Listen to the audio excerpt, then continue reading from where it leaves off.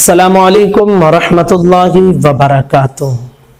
सजदे तिलावत कैसे करें, ख़ास करके रमज़ान मुबारक में जब बहुत सारे लोग कुरान मुक़द्दस खुसूसियत के साथ पढ़ते हैं और कुरान मुक़द्दस के सजदे आते हैं तो उन्हें बड़ी दिक्कत होती है और वो मसाइल समझते नहीं हैं, तो बार बार सवालात करते हैं कि हज़रत सजदे तिलावत हम कैसे करें। सबसे पहली चीज़ आप ये समझ लीजिए कि कुरान मुक़द्दस में 14 जगहों पर सजदा है, यानी 14 आयतें ऐसी हैं कि अगर उसको पढ़ी जाए तो फिर उसके बाद सजदा करना ये ज़रूरी होता है। अब सजदा करने का जो सही तरीक़ा और मसनून तरीक़ा है जो कि बारे शरीयत में सजदे तिलावत के बयान में मौजूद है, वो सही तरीक़ा ये है कि आप सीधा खड़े हो जाएं। क्या करना आपको? सीधे खड़े। लेकिन याद रखिए इसके लिए जो है पाक रहना और बावजू रहना और किबले की तरफ मुंह करना, ये सारी चीजें जरूरी हैं। तो आप सीधे खड़े हो जाएं किबले की तरफ मुंह करके।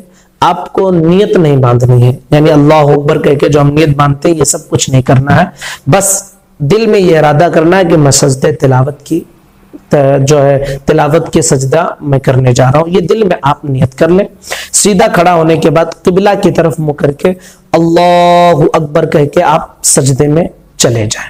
अल्लाहु अकबर कह के आप सजदे में चले जाएं और कम से कम 3 मरतबा सुबहान रब्बियल आला, सुबहान रब्बियल आला, सुबहान रब्बियल आला 3 मरतबा आप कहें और उसके बाद अल्लाहु अकबर कहते हुए आप सीधा खड़े हो जाएं।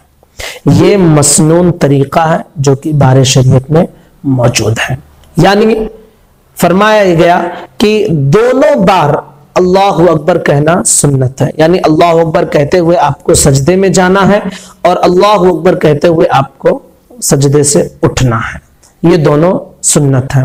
और खड़ा होना यानी खड़े होकर जाना सजदे में और सजदे के बाद सीधा खड़ा होना, ये दोनों मुस्तहब है।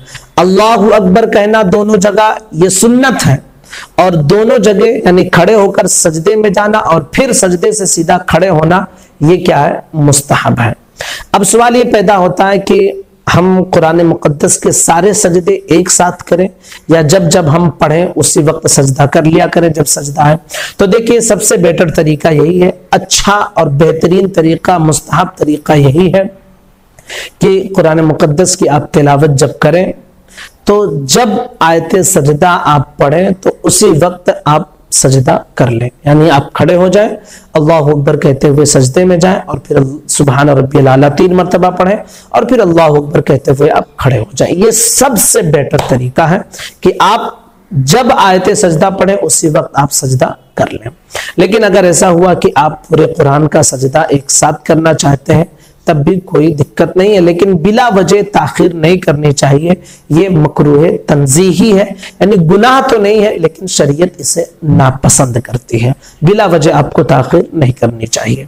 तो अगर किसी ने जैसे ताखिर कर लिया और 5 सजदे या 6 सजदे या 10 सजदे या पूरे 14 के 14 सजदे एक साथ करना चाहता है तो उसके लिए भी बेहतर तरीका यही है कि खड़ा हो जाए, अल्लाहु अकबर कहते हुए सजदे में जाए, सुबहान रब्बियल आला 3 मरतबा पढ़े, फिर अल्लाहु अकबर कहता हुआ खड़े हो जाए। ये एक आयत का सजदा होगा।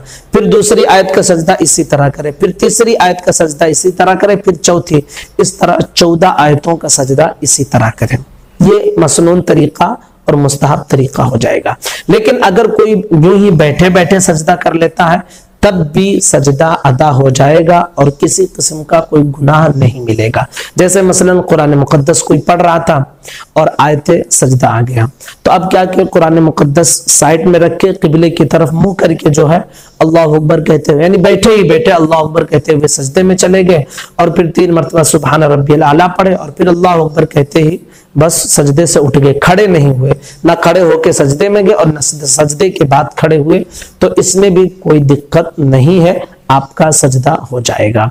इसी तरह ये अगर कोई एक साथ 14 सजदे करना चाहता है और पहली बार सिर्फ खड़ा हुआ और सजदा किया, उसके बाद फिर अल्लाह अकबर करके बैठ गया, फिर दूसरी आयत का सजदा किया, फिर तीसरी आयत का सजदा किया, फिर चौथी और उसके बाद आखिरी आयत का सजदा करके फिर खड़ा हो गया, तो ये सारी सूरतें हैं इसमें हर तरीके से आपका सजदा अदा हो जाएगा।